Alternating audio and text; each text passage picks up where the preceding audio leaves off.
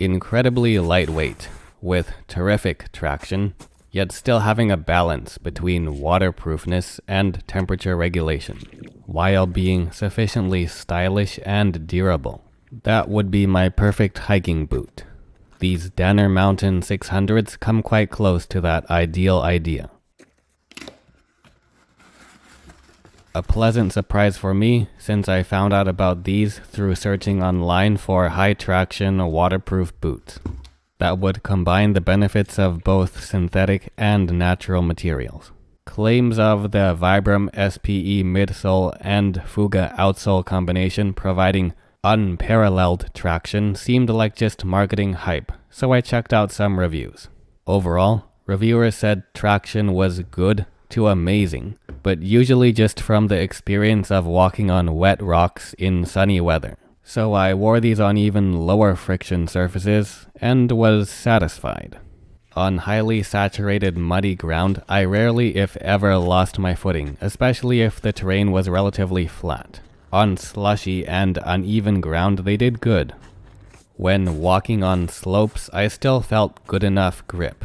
Then, since a pair of these weighs around 37 ounces, and I'm used to wearing much heavier heritage boots, it almost felt like I was wearing slightly beefed up running shoes. Naturally, it was only a matter of time before I just had to try running in them. They did well, including on hills, though realistically, on an incline with mud and snow there will still be some slippage, but definitely a much lower chance of falling. That takes me back to running cross-country and track. I can confirm the Vibram SPE midsole has excellent cushioning and shock absorption.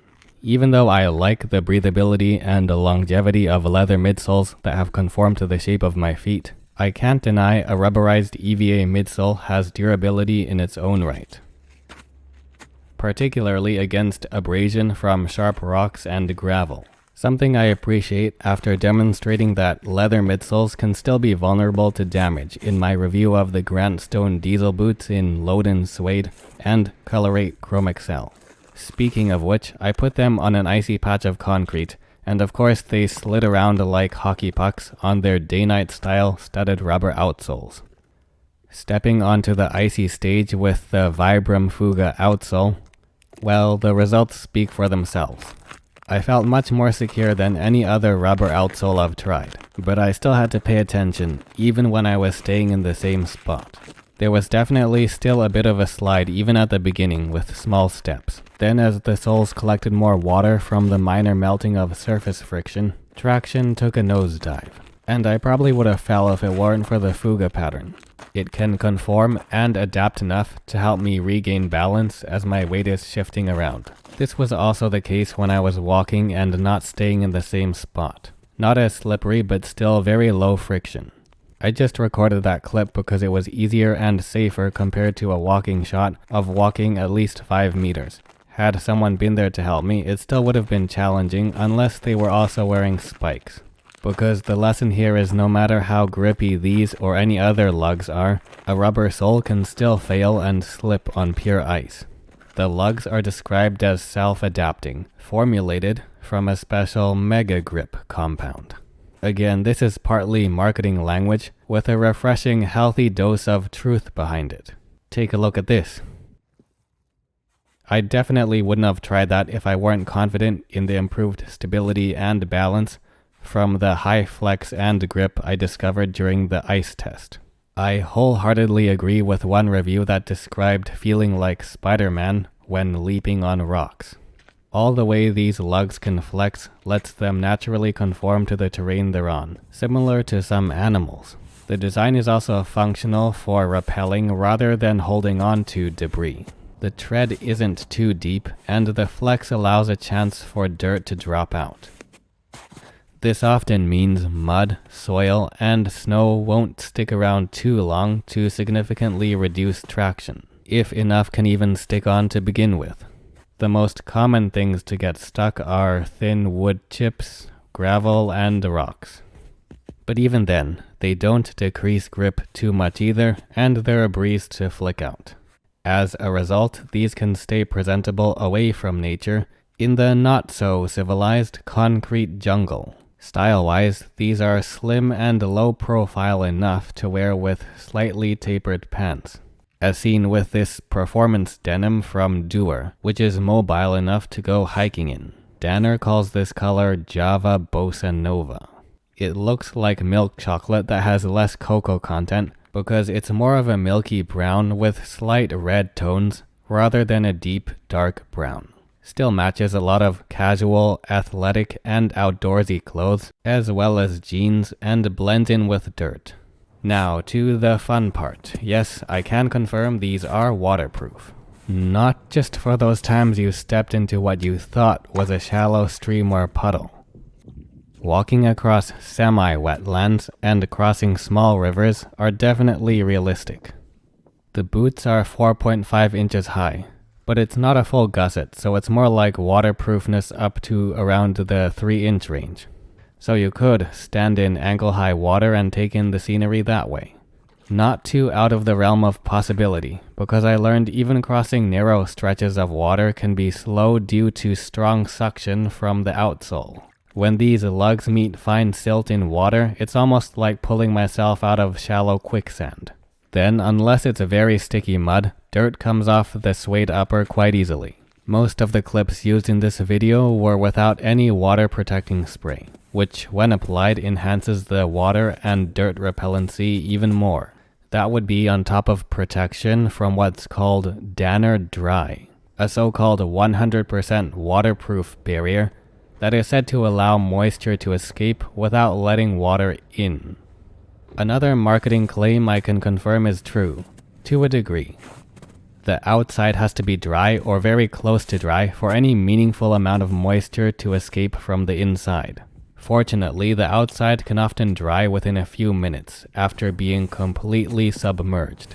Though regardless of whether it's Danner Dry or any other brand's waterproof layer, there's a trade-off.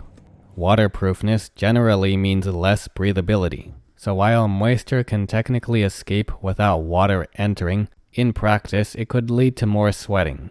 But that's nature for you. Even with unlined suede boots, on leather midsoles and outsoles, your feet will still sweat. As an indirect consequence, even though there's no insulation layer, the less breathable waterproof barrier helps keep these boots relatively warm down to the 0 to minus 10 degrees Celsius range when worn with medium to heavyweight wool socks. The inner lining, which is synthetic, also makes it feel like a running shoe in a good way.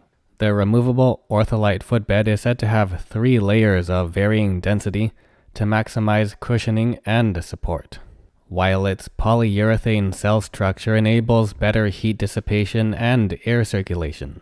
Yeah, more technical and marketing jargon that turns out to be largely based on reality.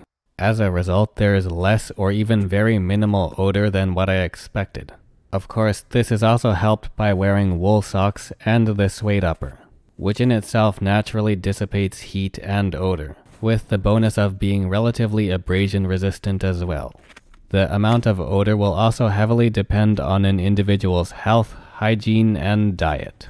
I'm okay with the amount of odor for me. It's not as good as heritage boots with all natural materials, but still way better than running shoes. When temperatures do rise, these feel like slightly less breathable running shoes. So they're fine in the summer, particularly with their lower shaft height. It's another issue of trade-offs, because for slightly less waterproofness than higher boots, there's further weight reduction and increased ankle mobility, while still keeping an adequate degree of support against rolling an ankle. On a related note, I was surprised to read the part of the specs that says there's a nylon shank, which I suppose adds stability and arch support around the midfoot to heel area, similar to how traditional boots have a steel, wooden, or leather shank. For those who need extra arch support, you'd likely need to put in your own insoles. Fortunately, I don't fall into that category, so I can't speak about how that is. What I can say is these run true to size, and going with my Brannick size was the correct choice. So after following the recommended sizing advice, I went with 8.5D, which is what I wear for most all running shoes. It's a generous fit with plenty of room. That way you can wear thicker hiking socks. When I wore medium to lightweight socks, they still fit securely, but there was some movement. This didn't matter much for short distances. It's just like running shoes, you don't need a perfect fit, just a good fit. The light friction from the synthetic lining is enough to hold my feet in place to address most all issues with a roomy fit. Normally I wear mid-weight socks and the fit is good. The lacing can be adjusted a lot. Plenty of room width-wise for spreading out the toes, and adequate vertical volume for the toe box height. The waist to heel area is quite generic with a gradual taper. The overall shape could have been an issue if the lining was leather, but the texture of the synthetic lining gets it to a point where there's little to no sliding, so my heels can stay secured without wearing heavyweight socks all the time. The Mountain 600s are recraftable according to Danner, meaning you can technically get these resold if you send them back to Danner, but I'm far from that point. To report on that, I'll have to put in many more miles. In the meantime, stay tuned for more on heritage boots, style, and interesting stories from travel.